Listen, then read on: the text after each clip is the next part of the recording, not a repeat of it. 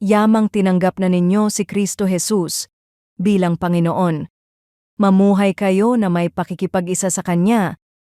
Magpakatatag kayo at isalig ninyo sa Kanya ang inyong buhay. Magpakatibay kayo sa pananampalatayang itinuro sa inyo at lagi kayong magpasalamat sa Diyos. Isang pamilya ang nagtanim ng punong abukado sa kanilang bakuran. Araw-araw nila itong dinidiligan at inaalagaan. Kahit mabagal ang paglaki. Makalipas ang ilang taon, naging matatag ito, nakayanan ang ulan, hangin at init ng araw. Gaya ng punong iyon, ang buhay ng mananampalataya ay dapat patuloy na lumalalim kay Kristo.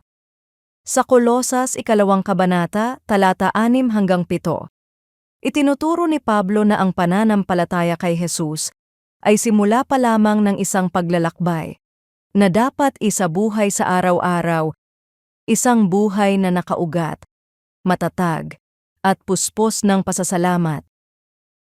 Hindi tayo tinawag ng Diyos sa mababaw na pananampalataya, sa bawat lungkot, kabiguan, o pagsubok. Tumitibay tayo habang nagtitiwala sa Kanya. Tulad ng punong sinusubok ng bagyo, lalong lumalalim ang ating ugat sa bawat pagdaan ng unos. Ang susi sa ganitong buhay ay consistency sa panalangin at pagbabasa ng salita ng Diyos araw-araw. Hindi ito obligasyon, kundi pribilehiyo ng may relasyon sa Diyos. Sa panalangin, inilalapit ng isang mananampalataya ang lahat ng kanyang kinatatakutan, ang mga pasasalamat, at ang kahilingan na ang lahat ng kanyang naisin ay naayon sa kalooban ng Amang nasa langit. Sa pagbabasa ng salita ng Diyos naman, natatagpuan niya ang kalakasan, direksyon, at kapayapaan.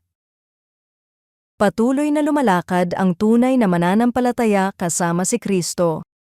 Nakaugat sa katotohanan, pinalalakas ng kanyang biyaya at puspos ng pasasalamat. Dumarating man ang bagyo ng buhay, hindi siya basta matitinag, sapagkat ang ugat niya ay nasa Panginoon. Ikaw, saan nakaugat ang puso mo ngayon? Panginoong Diyos, salamat dahil Ikaw ang nagpapalalim at nagpapalakas ng pananampalataya ko. Turuan mo akong manatiling nakaugat sa iyong salita at puspos ng pasasalamat sa lahat ng panahon. Sa pangalan ni Jesus. Amen.